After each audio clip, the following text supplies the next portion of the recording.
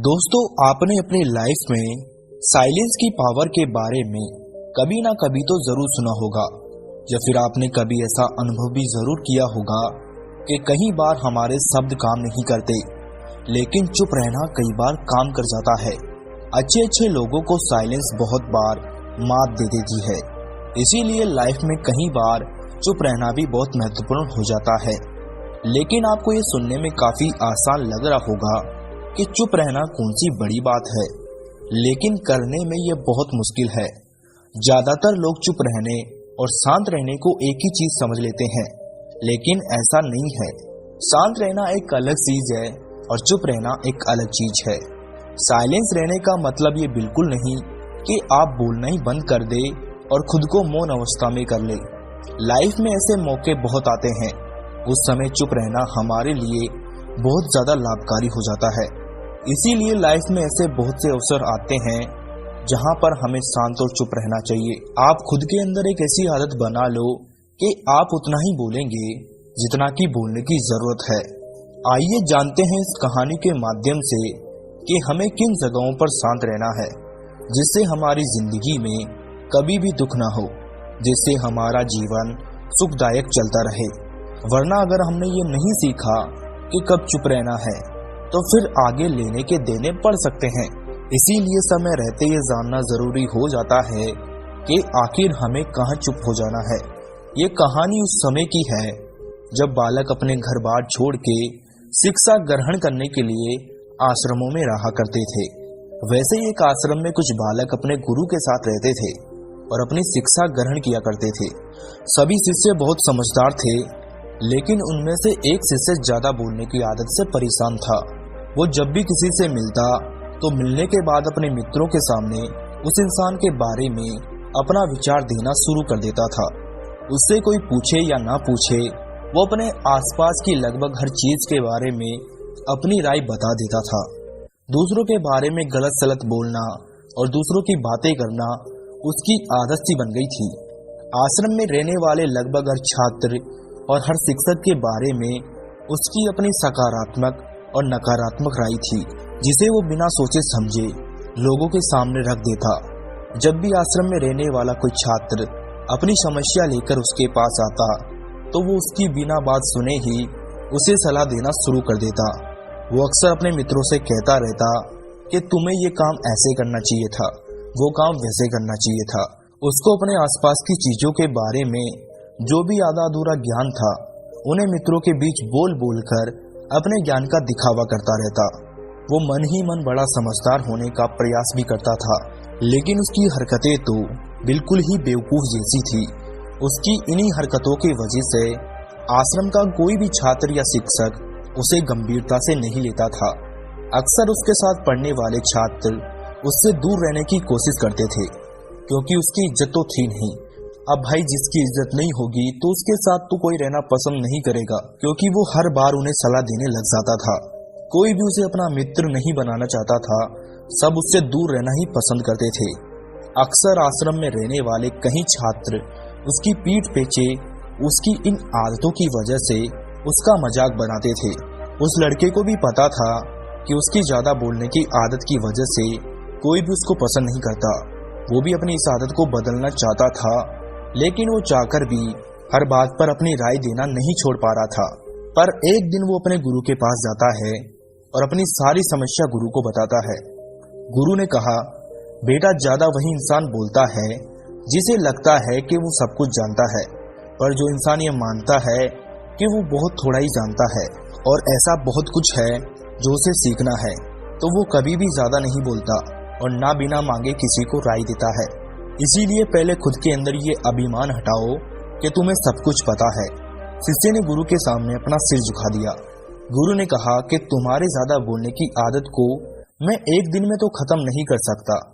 ये आदत तुम्हें खुद ही अपने अंदर धीरे धीरे कम करनी होगी, लेकिन तुम्हें ये जरूर बता सकता हूँ कि किन मौके पर तुम्हें शांत रहना चाहिए, ताकि तुम खुद को दुखी होने से और किसी बड़ी मुसीबत में पड़ने से बचा सको। शिष्य गुरु की बातों को सहमति दिखाते हुए अपना सिर हाँ में हिला दिया। गुरु ने कहा कि बेटे, इन 5 मौकों पर हर इंसान को मुंह बंद रखना चाहिए।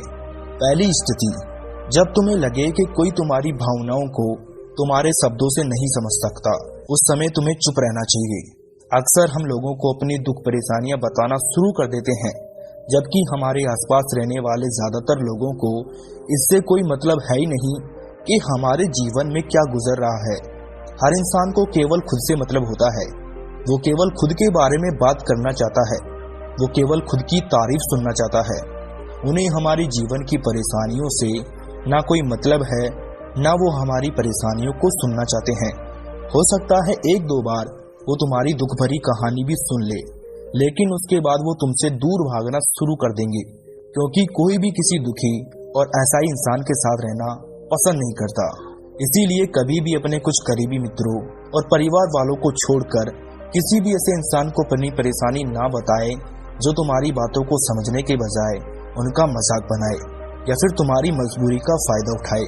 दूसरी स्थिति, जब तुम्हें ये पता ना हो कि किसी विशेष मौके पर क्या बोलना है या किसी विशेष घटना के बारे में आधा अधूरा ही ज्ञान हो, तो ऐसे मौकों पर चुप रहना चाहिए। ऐसा इंसान जो आधा अधूरा ज्ञान होने के बाद भी उस विषय में बात करता है, तो वो अक्सर ही मजाक का पात्र बन जाता है और कोई भी ऐसे इंसान को गंभीरता से नहीं लेता। अपनी बात प्रभावशाली तरीके से वही इंसान रख सकता है जिसे इसकी जानकारी हो, जिसे इस विषय के बारे में गहराई से जानकारी हो। इसीलिए कभी भी आधी अधूरी और इधर उधर से मिलने वाली जानकारी के आधार पर लोगों से अपनी बात मनवाने की कोशिश ना करो। तीसरी स्थिति, गुरु ने कहा, जब कोई इंसान तुम्हारे सामने किसी तीसरे की बुराई कर रहा हो, तब ऐसी परिस्थिति में तुम्हें चुप रहना है। तुम्हें कभी भी ऐसी नकारात्मक बातचीत का हिस्सा नहीं बनना चाहिए, क्योंकि आज जो इंसान तुम्हारे सामने किसी तीसरे इंसान की बुराई कर रहा हो, वहीं कल किसी और के सामने तुम्हारी भी बुराई करेगा। और इस बात की ज्यादा संभावना है कि आज तुमने अगर उसके हाँ में हाँ मिलाने के लिए तीसरे इंसान की जो बुराई की है, कल रिश्ते ठीक होने पर वो तीसरे इंसान से कहे कि तुमने उसके बारे में क्या क्या कहा था, तब आपकी क्या इज्जत रह जाएगी। जरा विचार करो। इसीलिए जब भी कभी कोई किसी तीसरे इंसान की बुराई करे या फिर उसके गलत समय का मजाक उड़ाए, तो तुम्हें बस उसकी बातें सुन लेनी है। आपको अपनी कोई भी राय वहां नहीं रखनी है। चौथी स्थिति, जब कोई तुम्हारे ऊपर गुस्सा करे और तुम्हें अपमानित करने की कोशिश करे, तब ऐसी परिस्थिति में तुम चुप रहकर सामने वाले इंसान के गुस्से को कम कर सकते हो और स्थिति को बिगड़ने से बचा सकते हो, क्योंकि क्रोध एक ऐसी मानसिक स्थिति है जो बुद्धि को हर लेती है। इस स्थिति में मनुष्य सोच विचार कर नहीं बोल पाता, जिस वजह से अभद्र अपशब्द व कड़वे वचन ही मुंह से निकलते हैं। जब तुम सामने वाले के क्रोध का जवाब क्रोध से ना देकर उस समय चुप हो जाते हो, तब ये बात उस क्रोध करने वाले इंसान को दिल से लगती है और गुस्सा कम होने पर उसे अपनी गलती का पछतावा होने लगता है। लेकिन तुम्हारा हर परिस्थिति में चुप रहना भी ठीक नहीं है।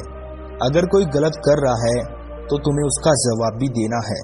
हर बार तुम्हारा मौन रहना सामने वालों की गलत हरकतों और उद्दंडताओं को बढ़ावा देने जैसा होगा। लेकिन कुछ लोग ऐसे होते हैं जिन्हें हमारा चुप रहना हमारी कमजोरी प्रतीत होती है। गुस्से के दौरान चुप रहने का ये तरीका केवल परिवार, सगे संबंधियों और कुछ निकट मित्रों के लिए ही सही है, ना कि हर इंसान के लिए। अगर तुम हर जगह चुप रहने लग गए तो इसका गलत फायदा उठाया जा सकता है। पांचवी स्थिति, जब भी कोई इंसान अपने जीवन की किसी दुख भरी घटना या फिर परेशानियों से गुजर रहा हो, तो तुम्हें चुप रहकर सिर्फ उसकी बातों को सुनना है। लेकिन ज्यादातर लोग ऐसे होते हैं कि किसी ने उनको अपनी समस्या सुना ही नहीं कि उन्हें समाधान देना शुरू कर दिया, जबकि कोई इंसान अपना समझकर ही हमसे अपनी परेशानी साझा कर रहा होता है, ना कि वो आपसे किसी सुझाव की उम्मीद से बता रहा होता है। वो बस ये चाहता है कि हम उसकी पूरी बात ध्यान से सुन लें। जब हम किसी की परेशानी को ध्यान से पूरा सुन लेते हैं तो उस इंसान को मानसिक व आत्मिक शांति मिलती है। उसे ऐसे लगता है कि चलो किसी ने तो मेरी बात को समझा। परेशानी के समय में किसी इंसान को सांत्वना देने का सबसे अच्छा तरीका है कि हम बस उस इंसान की पूरी बात को ध्यान से सुन ले। जब हम लोगों की बातों को बिना उन्हें बीच में रोके और बिना सलाह दिए पूरी सुन लेते हैं, तो उनकी नजरों में हमारे लिए सम्मान और स्नेह का भाव पैदा हो जाता है। इसीलिए जब भी कोई आपसे अपनी परेशानी बताए बस उसकी बातों को ध्यान से सुन लेना, और जब तक वो तुमसे सलाह ना मांगे तो उन्हें किसी भी प्रकार की सलाह नहीं देनी है। गुरु ने कहा कि मेरी एक बात हमेशा ध्यान रखना, जब तुम कम बोलते हो तो लोग तुम्हारी तरफ ज्यादा आकर्षित होते हैं कि तुम क्या हो और तुम क्या सोचते हो। शिष्य ने हाँ में सिर हिलाया। शिष्य अब गुरु की बातों को समझ चुका था कि किन किन परिस्थितियों में शांत रहना है, और शिष्य गुरु को प्रणाम करता है और अपनी कुटिया की तरफ चला जाता है। दोस्तों, आपको भी ये समझना बहुत जरूरी है कि हमें किन किन परिस्थितियों में शांत रहना है, क्योंकि हम शांत रहकर भी अपने दुश्मन को परास्त कर सकते हैं। ये एक साइलेंट पावर बहुत ही बड़ी पावर है। अगर हम इसका अच्छे से प्रयोग करें तो हम हर परेशानी से, हर बुरे समय से आसानी से निकल सकते हैं। ये बहुत ही बड़ी पावर है। अगर आपको ये पावर समझ में आ जाती है तो आप बहुत ही शक्तिशाली इंसान बन जाते हैं।